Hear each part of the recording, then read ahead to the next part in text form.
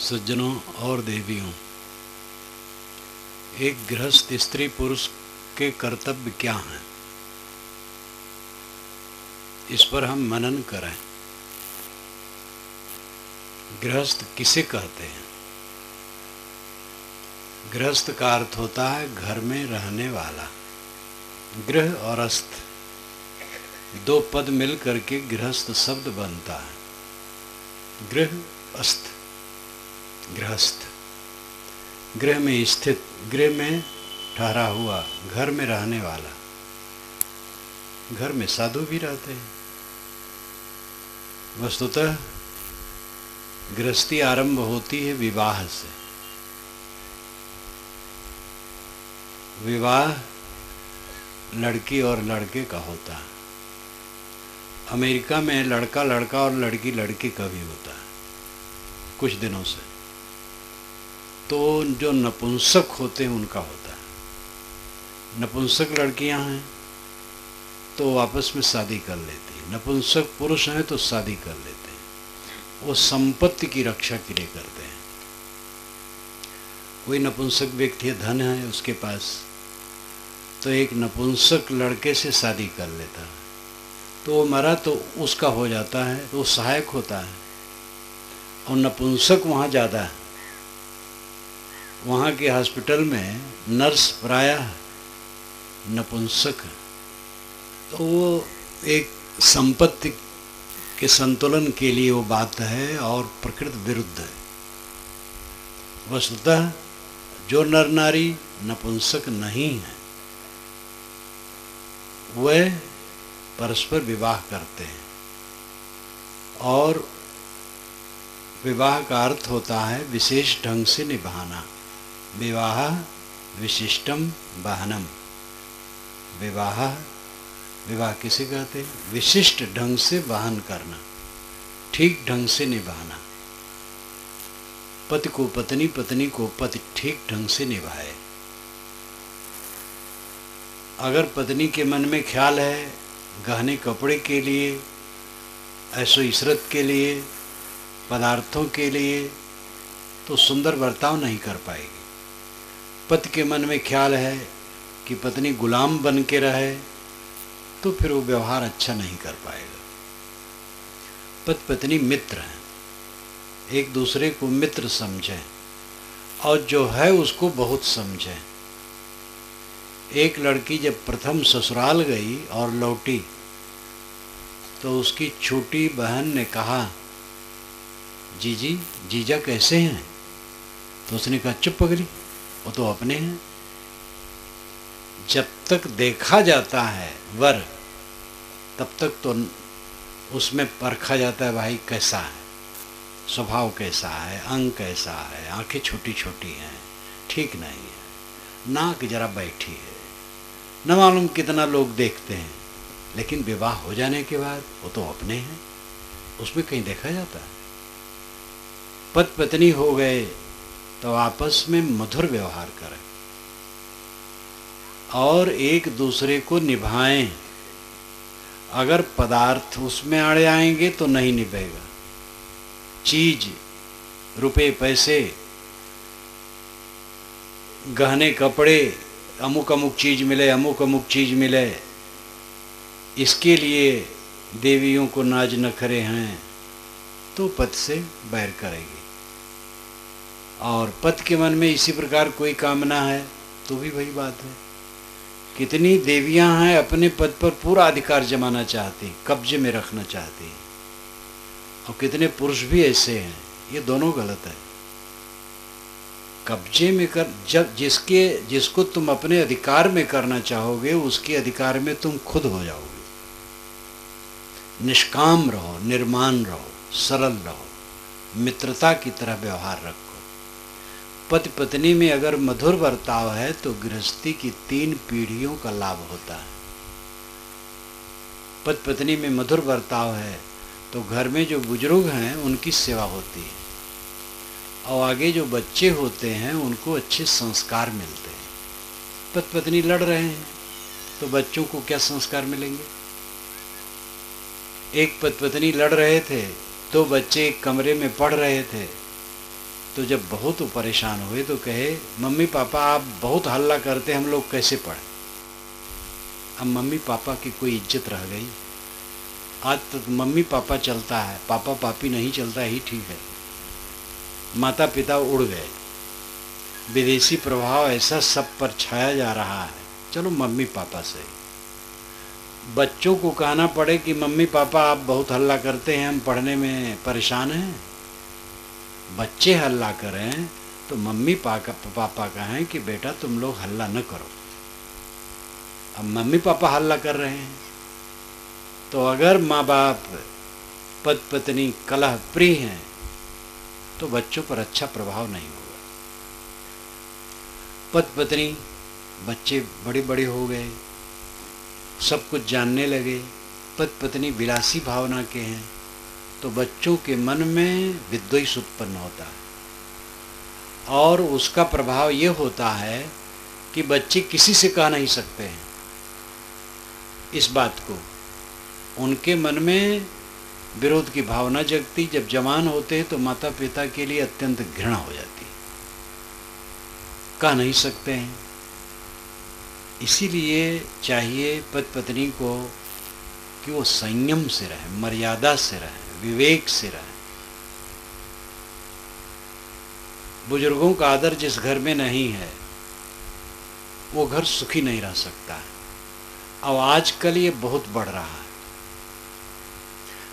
देहात में अभी कुशल है, शहर की बड़ी दुर्दशा हो रही है। और पढ़े लिखे लोग शहर में हो, देहात में हो, एक तो कुछ अर्थव्यवस्था से समाज व्यवस्था में अंतर आता है। गांव के लड़के हैं, पढ़ते पढ़ते डिप्टी कलेक्टर हो गए, तो IAS अफसर हैं, तो भारत के किसी कोने में भेज दिए गए। माँ बाप के साथ हैं ही नहीं। पत्नी कहीं सर्विस करती है, पति कहीं करता है, माँ बाप घर में पड़े हैं। जब वो फ़ोन करते हैं तो बच्चे कह देते हैं कि आप नर्स रख लीजिए, नौकर रख लीजिए, पैसा भेज सकता हूँ, मैं नहीं आ सकता। तो स्वाभाविक है कि संबंध कट रहा और परिवार बिखर रहा, लेकिन उसको बिखरना न समझें। उसमें जो चाहिए अपना सद्भाव, प्रेम भाव, उसको निभाने की चेष्टा करें। अर्थव्यवस्था से समाज व्यवस्था में अंतर आएगा ही। जो अपने तरफ से कुप्रवृत्ति है, बूढ़ों को न सहने की प्रवृत्ति। एक इंजीनियर के पिता ने मुझसे कहा, 2 पुत्र दोनों इंजीनियर, बड़े बड़े इंजीनियर, एक दूसरे शहर में रहता और एक उसी शहर में। वो कहा साहब वहाँ मैं गया तो 4 दिन के बाद बहू ने कहा कि पिताजी को चाहिए जहाँ रहते हैं वहीं रहें, यहाँ इतना दिन क्यों रहते हैं। 4 दिन कुल हुआ था और मुझे लौट आना पड़ा। यहाँ हूँ, जब शाम को लड़का आता है उसके पहले मैं स्वागत कक्ष से निकल करके गली में घूमता हूँ। अगर वो स्वागत कक्ष में मुझे देखे तो नाखुश होता है। कितना दुर्भाग्य है। पिता का आदर होना चाहिए। पिता का निरादर, माता का निरादर बढ़ रहा है और उसका परिणाम होगा जो निरादर करते हैं उनके बच्चे उनका भी निरादर करेंगे। संबंध का सुख है एक दूसरे को प्रिय नज़र से देखना और मीठे वचन बोलना। कोई भी संबंध का सुख, चाहे उसको परिवार को हो, समाज को हो, पार्टी को हो, संस्था को हो, कंपनी को हो। कुछ लोगों का संबंध 2 ही का संबंध हो, फिर 2 के बाद और संबंध होता है, 3, 4, 10, 50, 100, 200। संबंध का सुख है एक दूसरे को प्रेम से देखें। कुटुंब का, परिवार का सुख है एक दूसरे को प्रेम से देखें और मीठी वाणी बोलें।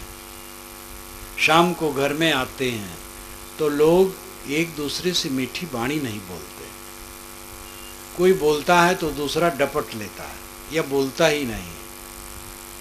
खाने बैठे तो एक खाता है, दूसरा बाहर बैठा है। भाई के साथ, पिता के साथ भोजन करने की भी उदारता नहीं।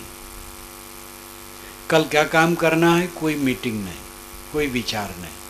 सास बहू एक दूसरे से कटी कटी, देवरान जेठान, ननद भावज में कलह, कैसे स्वर्ग होगा?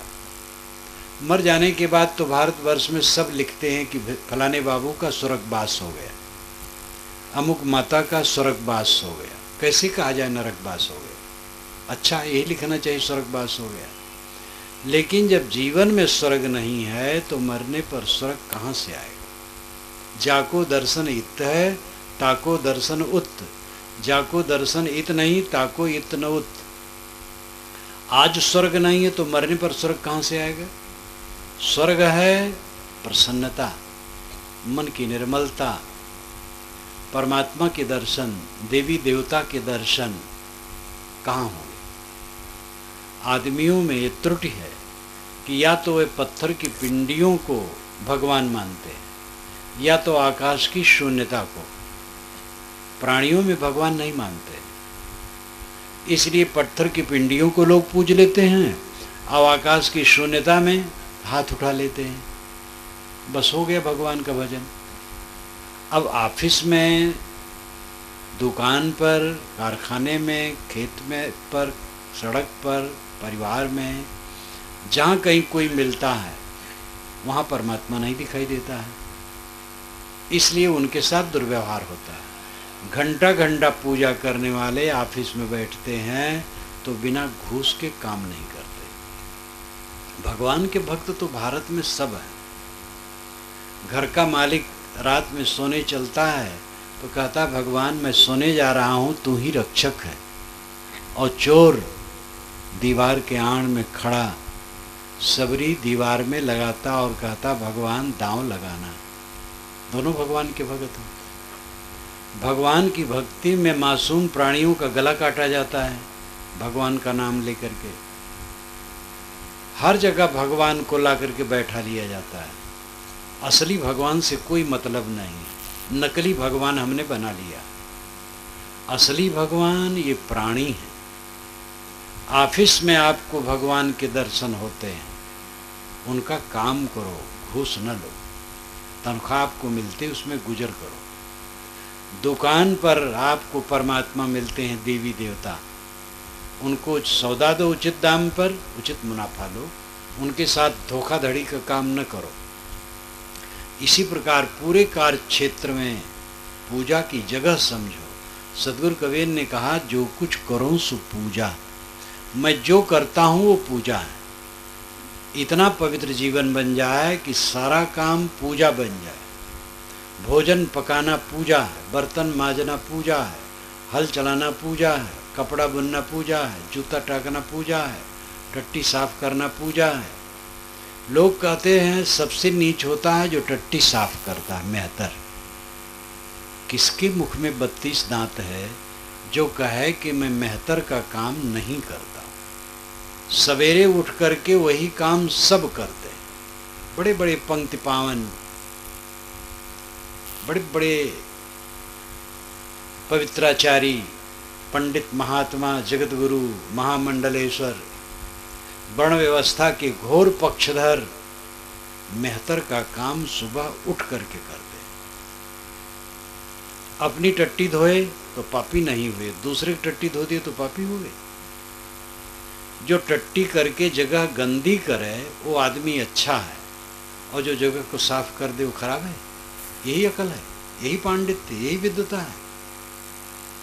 हमारे हाथ में चाम लपेटा है, दूसरे के हाथ में चाम लपेटा है। हमारा शरीर हड्डी की झोपड़ी है, मल का और पेशाब का थैला है, चाम का थैला है, दूसरे का है। और दोनों में ब्रह्म बैठा है, चेतन आत्मा यही ब्रह्म है। तो अंतर क्या है? बाहर की सफाई स्वच्छता का महत्व है। सफाई स्वच्छता रखो, और छुआछूत का आधार यही है। अस्वच्छ व्यवहार ठीक नहीं, स्वच्छ रहो। स्नान कर लो, हाथ पैर धो लो, कपड़े साफ रखो, दांत साफ रखो, घर बर्तन साफ रखो, सारी व्यवस्था स्वच्छता से रखो, इसकी आवश्यकता है। स्वच्छता नहीं है तो ठीक नहीं। कौन नीच जात का आदमी है? आदमी तो सब बराबर हैं। इन बातों पर ध्यान देने की आवश्यकता है। भूत प्रेत, जादू टोना, जंतर मंतर, लगन मुहूर्त, दिशा शूल, शकुन अपशकुन के चक्कर में पड़ करके समाज पिसता है। भूत प्रेत नाम के कोई जानवर कहीं नहीं होते हैं। जादू मंत्र पूरा झूठ है। जादू केवल हाथ की सफाई, बात की सफाई, वस्तु की बनावट, दवाई इत्यादि से दिखाया जाता है। छिपा के सामान रखा जाता है और उसे चतुरता से प्रकट कर दिया जाता है। लगता शून्य से बन गया, मंत्र से बन गया, बनता कुछ नहीं। बनता जैसे संसार में प्रकृति है बनने का, वैसे बनता है। जैसे मिठाई बनती है, हलवाई बनाता है, कोई भी मनुष्य बनाए तो शक्कर लेता है, मैदा लेता है, तेल लेता है, घी लेता है, जैसा बनाना हो मिठाई बनाता है। हाथ आकाश में हिलाने से मिठाई नहीं आती। सिक्के बनते हैं, टकसाल घर में ढाले जाते हैं। दिन भर की प्रक्रिया में तब कहीं सिक्का बनता है। सिक्का हाथ हिलाने से नहीं आता है। घड़ी हाथ हिलाई, आकाश में लहराया और घड़ी आ गई हाथ में। घड़ी बनती है कारखाने में, उसमें लिखा रहता है मेड इन इंडिया, भारत में बना या अमुक जगह बना। हाथ ऐसे लहरा करके नहीं बनता है। वो चतुराई से रखे रहते हैं छिपा करके, और ऐसी उनकी सफाई रहती है कि लोग समझ नहीं पाते और वो दिखाते रहते हैं। मंत्र वंत्र सब झूठ है। बिच्छू सांप काट लेने पर तुरंत दवाई करो, मंत्र से कोई फायदा नहीं होगा। मंत्र से फायदा दिखता है तो इसका मतलब है कि दवाई भी की जा रही है और कुछ भावनात्मक प्रभाव है। जहरीला सांप काटेगा, दवाई नहीं करोगे, आदमी बिल्कुल मर जाएगा। दवाई से अच्छा होता है इंजेक्शन। आजकल बड़े बड़े शहरों में होते हैं हॉस्पिटल में, और सांप के ही विष निकाल करके इंजेक्शन बनते हैं।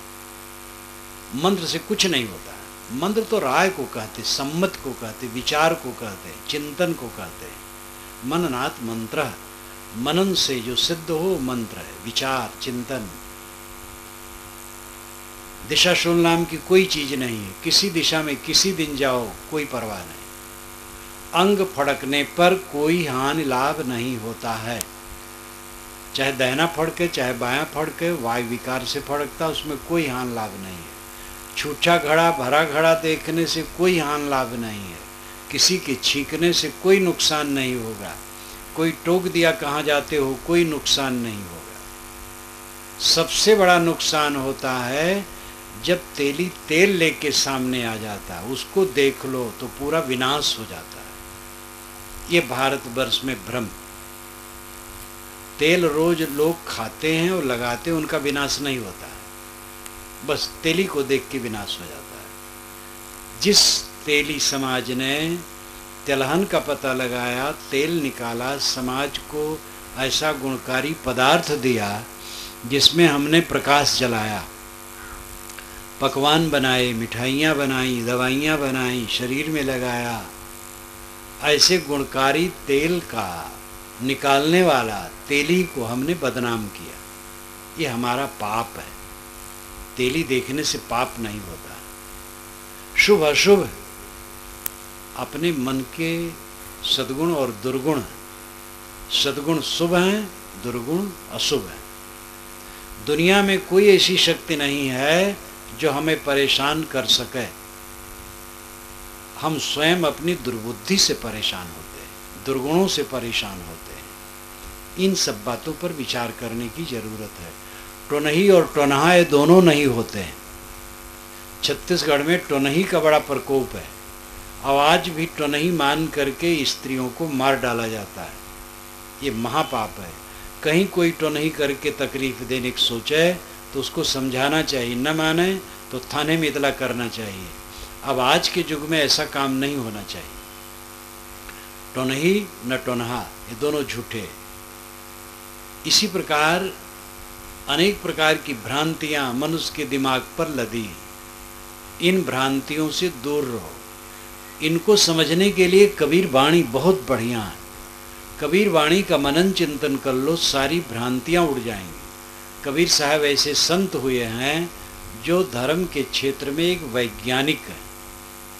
वे धार्मिक हैं किंतु वैज्ञानिक हैं। वे संत हैं लेकिन इतने तर्कशील हैं कि दुनिया में उनका जोड़ा दूसरा नहीं दिखता है। अन्य संत और महर्षि भी तर्कशील हुए हैं लेकिन आंशिक, दूसरे पर तर्क किए हैं और अपनी परंपरा की उल जुलूल बातों को स्थापित किए हैं। कबीर ऐसे थे कि न उनका कोई पैगंबर था, न कोई अवतार था, न कोई देवता था, न कोई काल्पनिक ईश्वर था और न कोई मजहब था। कोई चमत्कार नहीं था। सत्य उनका ईश्वर था, मानवता उनका धर्म था और विवेक उनका रास्ता पर चलने के लिए प्रकाश था। और उन्होंने निर्भय होकर के सभी क्षेत्रों में विवेचन किया, सामाजिक, धार्मिक, आध्यात्मिक, हर क्षेत्र में।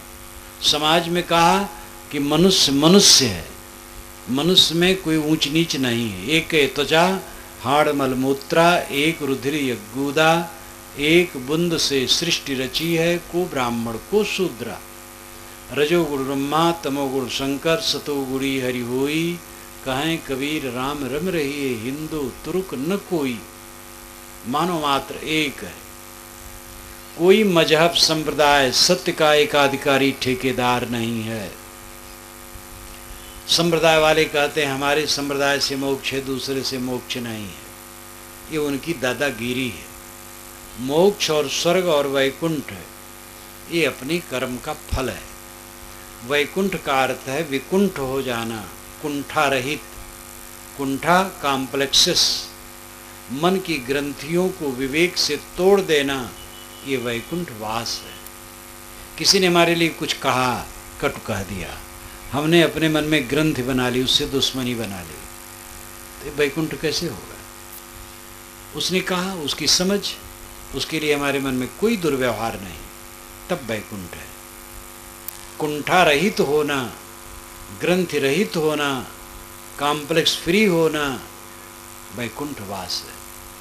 स्वर्ग अपने में लौट आना, स्व गा स्वर्ग, स्व का गमन, अपने में लौट आना स्वर्गवास है। अपने मन को अपने में समाहित कर लेना, आत्म संतुष्ट हो जाना स्वर्गवास है। मोक्ष मोह का क्षय है। सरल अर्थ कर लो, मोह से मोह, छ से क्षय, मोक्ष। मोह का क्षय हो जाना मोक्ष है।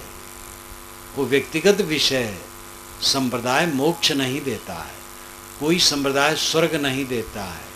ये पोगरी विषय है, आपका व्यक्तिगत विषय है। अपने व्यक्तिगत जीवन में जो आप करोगे वो पाओगे। मजहब वालों ने भी खूब धमाचौकड़ी की है। हमारा जो इष्ट है वो अवतार है, उसको नहीं मानोगे तो आप बिना सींग पूंछ के पशु हो। हमारा महापुरुष ईश्वर का दूत है, उसको नहीं मानोगे तो नरक में जाओगे। ये दादागिरी के लिए धांधलेबाजी।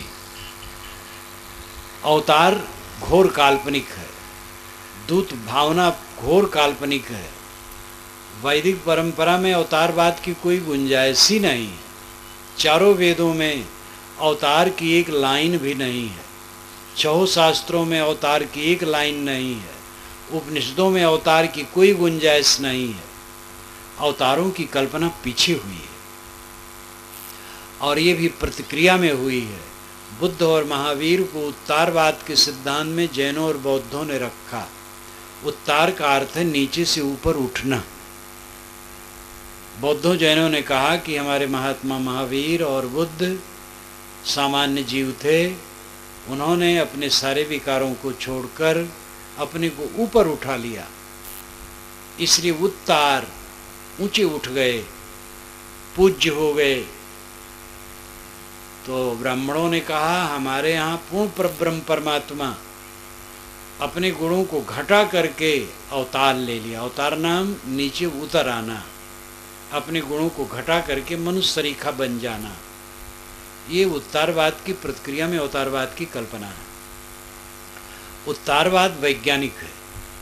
हर जीव सामान्य है, लेकिन कोई जीव सारे विकारों को छोड़ करके ऊपर उठ जाता है। ऊपर उठ जाने का मतलब है क्रोध रहित, काम रहित, लोभ रहित, मोह रहित, चिंता रहित, उद्वेग रहित हो जाना, परम शांत, संतुष्ट, आत्म तृप्त हो जाना, जीना मरना बराबर लगना, क्योंकि जितना संबंध है सब क्षणिक है और अंततः मिथ्या है। जो शरीर छोड़ देता है उसके लिए शेष क्या रहता है? हमारे बाबे दादे छूट चुका है, हमारा भी वही नंबर है। यह विवेक करके जिसके चित्त में पूर्ण विश्राम हो गया है, वो उत्तरवाद के सिद्धांत ऊंचा उठ गया।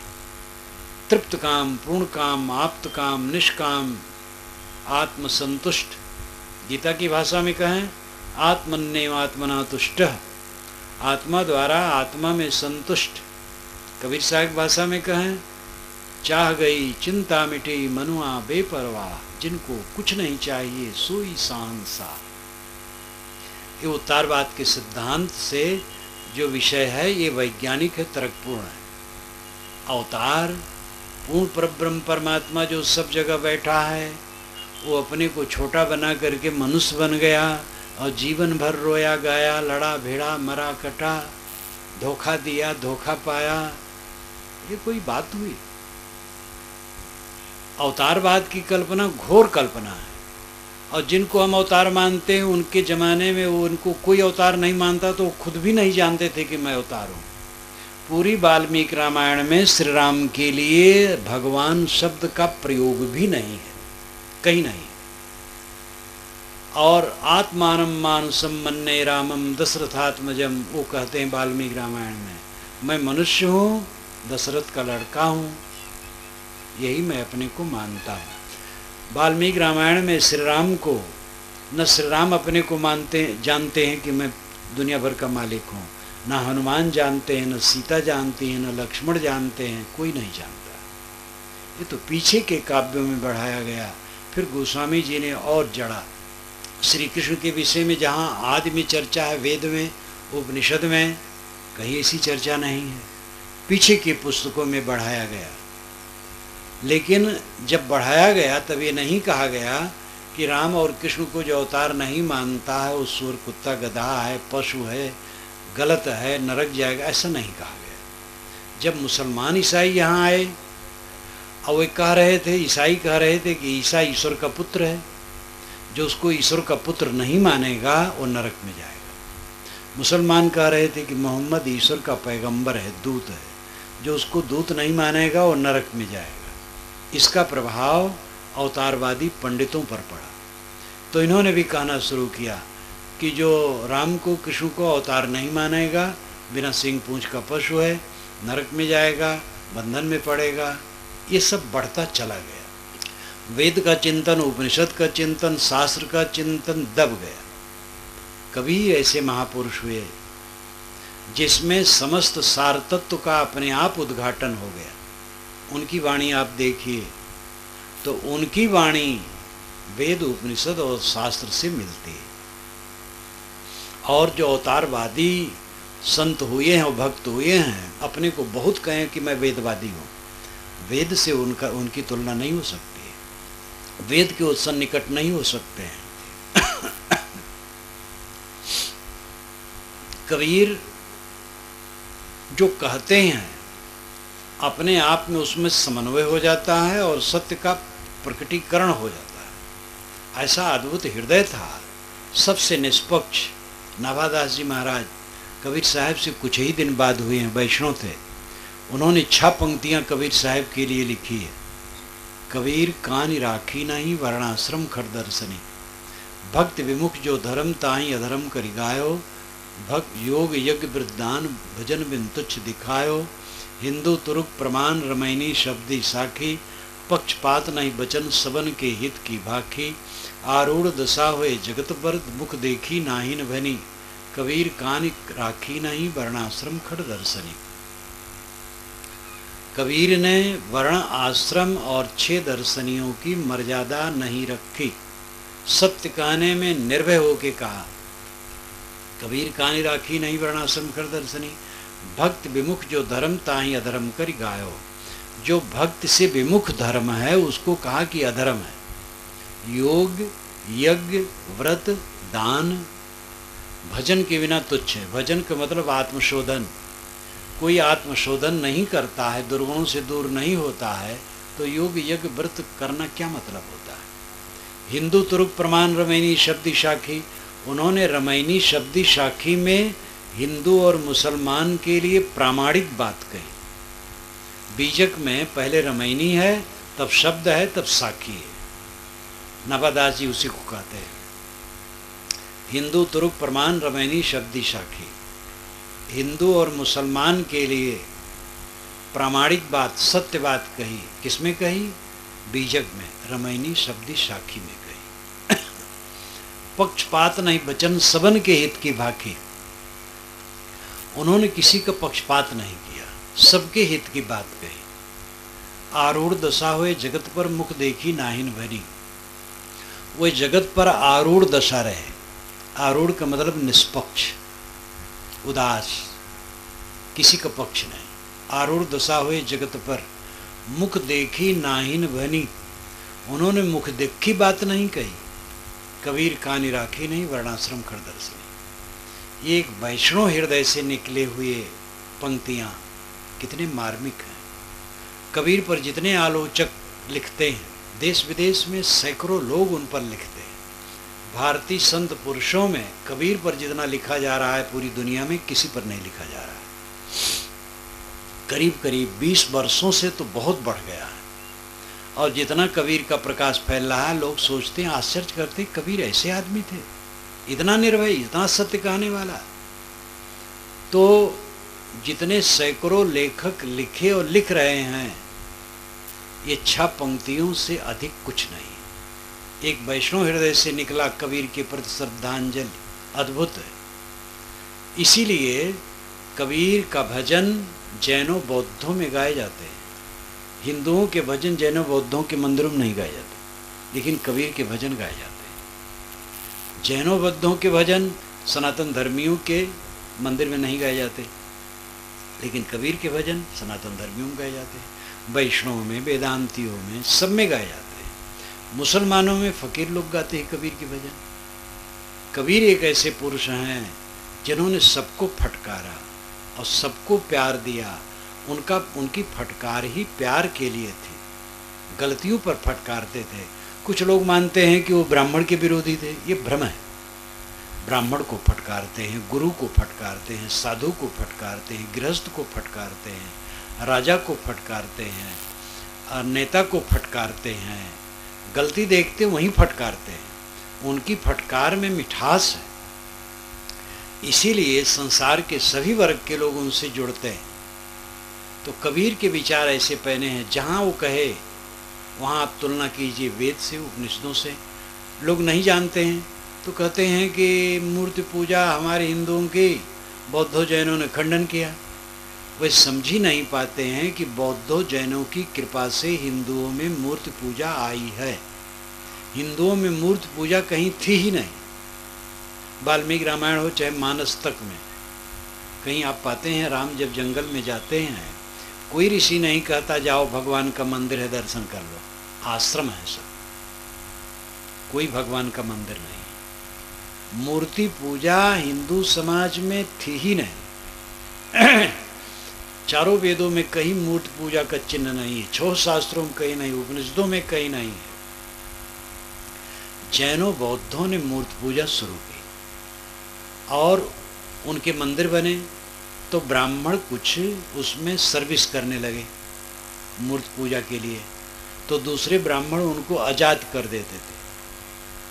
जैसे यहाँ ब्रह्ममंडली जुटी है किसी कारणवश, और एक मूर्ति पूजक ब्राह्मण अगर आ गया तो दूसरे पंडित कहेंगे ये देवलक है, उनके लिए देवलक भाषा का प्रयोग करते थे। देवलक देवता को पूजता है, 3rd क्लास का ब्राह्मण।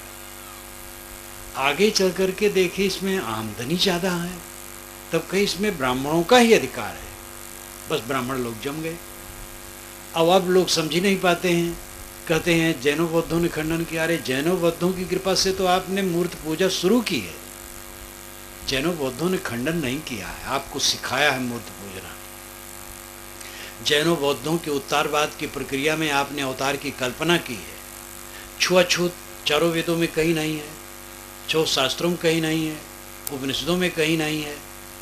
लेकिन पीछे इतना घनघोर हो गया कि शूद्र कहे जाने वाले परिवार की छाया अगर पड़े तो कपड़े के सहित नहाने का विधान रखा गया। और शूद्र किसे कहते हैं ये मत समझ लो कि चाम काटने वाले ही। ब्राह्मण क्षत्रिय वैश्य 3 को छोड़ करके सब शूद्र उनके ध्यान से करीब 80% लोग शूद्र हैं। और वह सब वेद के अधिकारी नहीं है, ज्ञान के अधिकारी नहीं, साधु होने के अधिकारी नहीं, यज्ञ करने के अधिकारी नहीं, ये सब काट डाला। और वेदों में कहीं नहीं ऐसा लिखा है। वेद में लिखा है पंचेमिरे जन, पंचजना एमिरे, 5 जन यज्ञ करते हैं, ब्राह्मण क्षत्रिय वैश्य शूद्र निषाद, ये 5 यज्ञ करते हैं। मैंने अपने वेद में लिखा है ज्ञानी, शासक, व्यवसायी, शिल्पी और श्रमिक। ब्राह्मण क्षत्रिय नहीं रखा है। ज्ञानी 5 वर्ग के लोग दुनिया में होते हैं, सदा ज्ञानी होते हैं, दूसरे शासक होते हैं, तीसरे व्यवसायी होते हैं, चौथे शिल्पी होते हैं और 5वें श्रमिक होते हैं, मजदूर दल। और ये दोनों कोई छोटा बड़ा नहीं होता है, सदा से रहे और सदा रहेंगे। और वेदों में सबका अधिकार रहा है और ज्ञान में, वैराग्य में, सब में रहा है। वेदव्यास जी महाराज तो धीवरी के बच्चे थे और उन्हीं की पुस्तकों से पंडित लोग अपना धार्मिक व्यवसाय करते हैं। तो कवि साहब ने कहा छुआछूत बेकार है, आचार विचार को लेकर के छुआछूत है, जात से छुआछूत नहीं, कोई छोटा बड़ा नहीं, और सभी मनुष्य का सभी दिशा में अधिकार है। आज से 600 वर्ष पूर्व साहब ने डंका बजाया कि मानव मात्र का अधिकार सभी दिशा में हो, कोई किसी को अछूत न कहे। और वो उनकी सुलगाई आग भारत आज़ाद होने के बाद प्रज्वलित हो गई। और भारत आज़ाद होने पर कानून बना कि हर वर्ग का लड़का किसी भी दिशा में उन्नत करके पद पर जा सकता है और कोई अछूत अगर किसी को कहे तो दंडित हो सकता है। ये कबीर विचारों की विजय है। संसद भवन में और विधानसभा भवन में वर्ण व्यवस्था के पक्षधर आज भले बैठे हों, लेकिन वे कबीर विचारों के अनुसार कानून बनाने के लिए विवश हैं। ये कबीर विचारों की सच्ची विजय है और इतिहास सदैव आगे चलता है, पीछे नहीं लौटता है। आज भी ऐसे राजनेता लोग हैं जो कहते हैं जब वर्ण व्यवस्था लौट आएगी तभी देश का कल्याण होगा। ऐसा दुर्भाग्यपूर्ण वचन कहते हैं। वर्ण व्यवस्था लौट आने का मतलब यह है कि ब्राह्मण कहे जाने वाले व्यक्ति के अलावा जितने अध्यापक हैं उनको आज ही खारिज कर दिया जाए, क्योंकि पढ़ने और पढ़ाने का अधिकार ब्राह्मण को है, क्षत्रिय को भी नहीं है। पढ़ने का अधिकार है, पढ़ाने का नहीं है। वैश्य भी पढ़ सकते हैं और पढ़ा नहीं सकते हैं, और इनके अलावा तो न पढ़ ही सकते न पढ़ा ही सकते हैं। कोई साहू अध्यापक नहीं हो सकता वर्ण व्यवस्था के अनुसार। कोई साहू, कोई चंद्राकर, कोई धोबी, कोई मौर्य, कोई कायस्थ, ये कोई भी अध्यापक नहीं हो सकता है। तो आज भी ऐसे नेता, ऐसी पार्टियां हैं जिसकी तरफ से राग लापा जाता है कि जब वर्ण व्यवस्था आएगी हिंदुस्तान में तब मंगल होगा। वर्ण व्यवस्था कभी नहीं आएगी। वर्ण व्यवस्था का दफन हो चुका है और उसकी कोई ज़रूरत नहीं। मनुष्य व्यवस्था की ज़रूरत है, मनुष्यता की आवश्यकता है। सदाचारी बनो, संयमी बनो, विचारवान बनो, विवेकी बनो। सुख से जीने का तरीका है अपने पर संयम रखो और दूसरे के लिए शील का बर्ताव करो। सास बहू एक दूसरे को प्रेम से देखे और मीठी वाणी बोले। देवरान जेठान, ननद भावज प्रेम से रहें। पिता पुत्र, भाई भाई, पड़ोसी। एक ने कहा महाराज जब मैं अपने पड़ोसी को देखता हूँ तो एक पसर खून मेरा घट जाता है। तो मैंने कहा थोड़े दिन में आपका सब खून खत्म हो जाएगा। संत ईसा ने कहा है कि लोग कहते हैं हम ईश्वर से प्रेम करते हैं और पड़ोसी से प्रेम नहीं करते हैं। कैसे माना जाए ईश्वर से प्रेम करते हैं? जिसको देखते नहीं हैं कहते हैं प्रेम करते हैं, और जिसको देखते उससे बैर करते हैं। ये प्रेम झूठा है। असली प्रेम है प्राणी के साथ प्रेम करना, और उसमें मनुष्य श्रेष्ठ है। मनुष्य से प्रेम करो, अन्य प्राणियों पर के प्रति करुणा करो। किसी से जाति मत पूछो। जात तो एक है, जाति का अर्थ होता पैदा होना। संस्कृत भाषा का शब्द है जाति, और इसका अर्थ होता है पैदा होना। बकरा से और सूकरी से बच्चे नहीं होते, इसलिए दोनों की जातियां अलग हैं। गधी से और बैल से बच्चे नहीं होते, इसलिए दोनों की जातियां अलग हैं। किंतु इस दुनिया के किसी कोने के नर और किसी कोने की नारी से बच्चे होते हैं, इसलिए मनुष्य में दो जाति नहीं है, एक जाति। किसी से मत पूछो किस जाति के हो। विवाह शादी करना हो, अंतरजाति शादी आप नहीं मानते हो तो फिर पूछ लो लड़के लड़की का गोत्र, और जो अंतरजाति शादी करता है उसको भी पूछने की जरूरत नहीं है। मेरा इसमें कोई मत नहीं, वो आप लोग जानो। लेकिन निरर्थक किसी से जात मत पूछो। पराई स्त्री का स्पर्श कभी मत करो, और देवियों को चाहिए पराये पुरुष का स्पर्श कभी भी न करें, स्पर्श की कल्पना भी न करें। साधु गुरु का भी स्पर्श करने की स्त्रियों को जरूरत नहीं है, देवियों को जरूरत नहीं है। अलग से बंदगी प्रणाम कर लो, ज्ञान की बात सुनो, ज्ञान से, ज्ञान के आचरण से कल्याण होगा, पैर पकड़ने से कुछ नहीं होगा। इसलिए देवियां पर पुरुष का स्पर्श कभी न करें, मर्यादा से रहें। जो लड़के और लड़की आजीवन ब्रह्मचर्य व्रत से रह करके साधना करना चाहें, घर वालों को सहयोग करना चाहिए, पैर पकड़ करके खींचना नहीं चाहिए। ऐसा कोई होता है। बाकी लोग विवाह करते हैं, विवाह तब करें जब वो कमाने लगे, और खुशी है कि आप लोग बाल विवाह करीब करीब छोड़ दिए, और विवाह के बाद एक दूसरे को ठीक ढंग से निभाएं। गृहस्थी का सुख है जब शाम को इकट्ठे हो तो एक दूसरे को देख करके आदमी खुश हो, मीठे वचन बोले, एक साथ बैठ करके भोजन करो, कल क्या काम करना है इस पर विचार कर लो, हिल मिल के काम करो और मिल बांट के खाओ। अपना अलग कुछ मत बनाओ। कई घरों में अलग अलग करने की चेष्टा से घर विनष्ट हो जाता है। एक साथ भोजन, एक साथ जलपान, सब में समता की दृष्टि हो। मांस अंडा मछली कभी न खाओ, और किसी प्रकार का नशा का सेवन न करो, ये सब अहितकर है। शुद्ध आहार विहार, आचार विचार, और विवेकवान संतों और गुरुजनों से जुड़ो, वहाँ से आपको सत प्रेरणा मिलेगी। रोज सदग्रंथों का अध्ययन करो, ध्यान करो, चिंतन करो, देवी देवता दोनों, स्त्री पुरुष दोनों। अकेले में बैठो और अपने गुरुदोषों पर विचार करो कि हम क्या करते हैं, क्या करना चाहिए।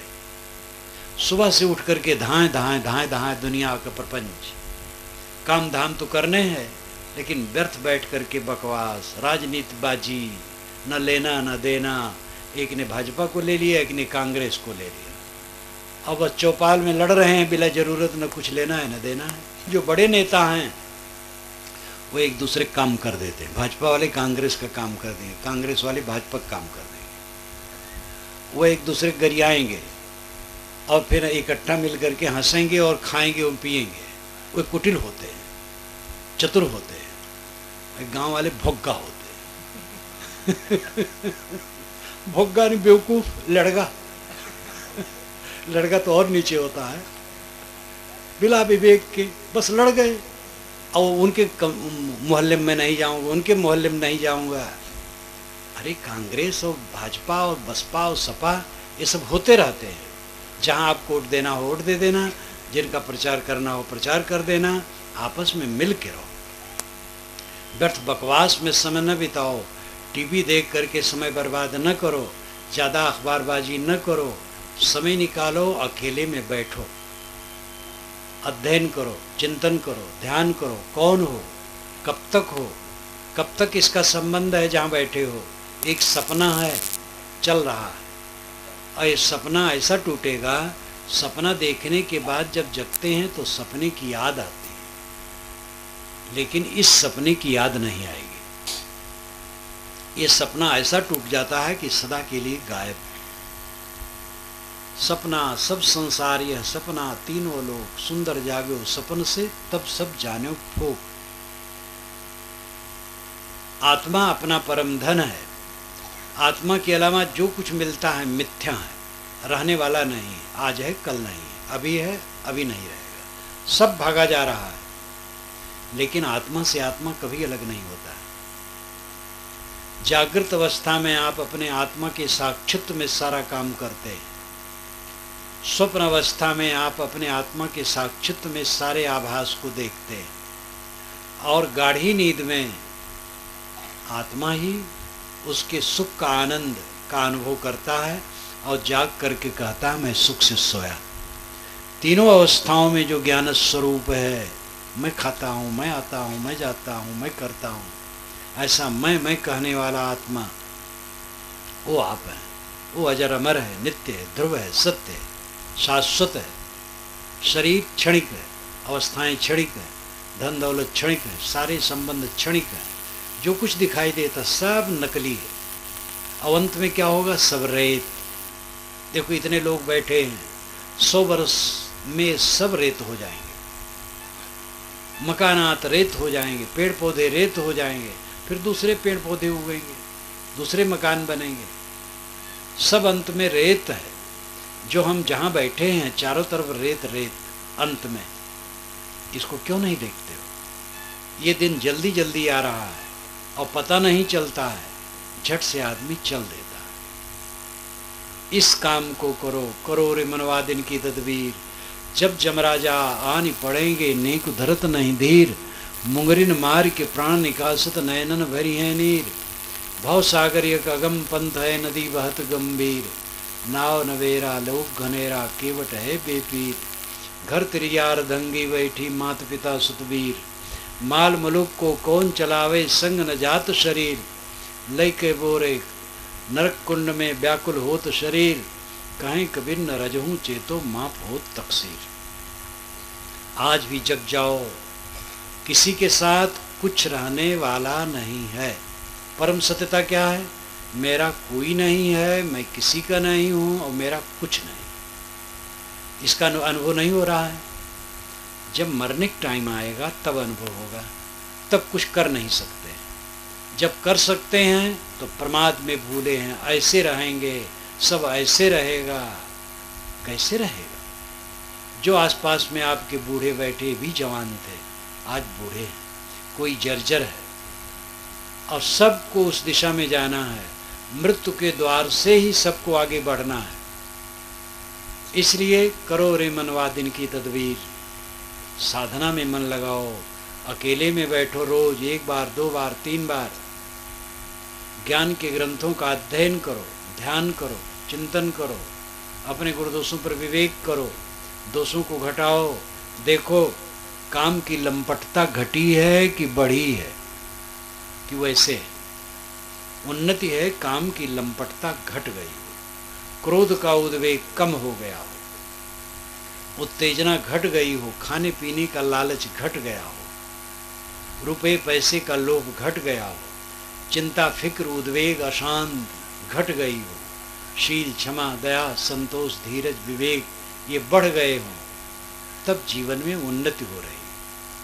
कोई व्यापार सफल होता है जब उसमें उत्तरोत्तर धन बढ़े, और धन घटता जाए, दिवाला पिट जाए, कौन सा व्यापार है? जीवन व्यापार सबसे बड़ा व्यापार है, और इसमें निरंतर दिवाला पिटता जाता है। बिरले की उन्नति देखी जाती है। बचपना की प्रसन्नता जवानी में घट जाती है, जवानी की रही सही प्रसन्नता बुढ़ापा में समाप्त, और बूढ़ा आदमी रो रो के खिन्न हो के सबकी शिकायत करके मरता है। ये जीवन की हार है। बुढ़ापा जीवन मुक्ति आनंद के लिए है, और उसकी तैयारी पहले से करो।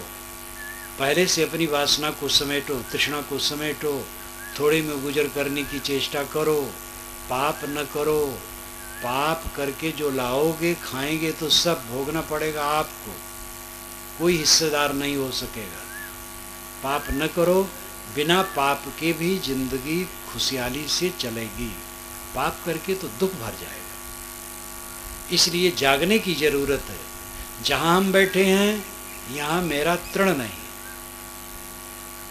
यही सत्यता है।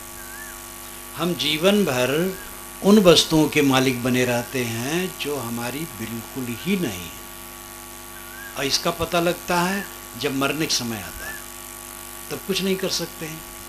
पहले जगने की आवश्यकता है। काई कबीर अगमन गुहराया, छच्छा छिन में परलय सब मिट जाई, छेव परे तब को समझाई, छेव परे को अंत न पाया, काई कबीर अगमन गुहराया। जब छेव पड़ जाएगा, कुल्हाड़ी पड़ जाएगी आपके गले पर, तब कुछ नहीं कर पाओगे। साहब कहते मैं पहले पुकार रहा हूँ, जग जाओ। जागत कीजिए भोर बटोही आकाश होए, तेरी गठरी में लागे चोर बटोही आकाश होए। इन सब बातों पर ध्यान दें। कुल मिलाकर के चित्त की निर्मलता प्राप्त हो। चित्त की निर्मलता में ही सच्चा आनंद है। पैसा कौड़ी दुनिया की चीज़ें गुजर बसर की हैं। ये बहुत हो जाए तो आदमी सुखी हो जाएगा, ये भ्रम है। न कोई पद से सुखी होता है, न पैसे से सुखी होता है, न प्रतिष्ठा से सुखी होता है, न विषयों से सुखी होता है। सुखी होता है चित्त की निर्मलता से, और चित्त की निर्मलता होगी जब स्वार्थ को जीतोगे। स्वार्थ को जीतने वाला ही विवाद रहित होता है, विवाद रहित ही प्रसन्न होता है। जो प्रसन्न होता है वही सच्चा सुखी होता है। मैं अपनी वाणी को विराम देता हूँ।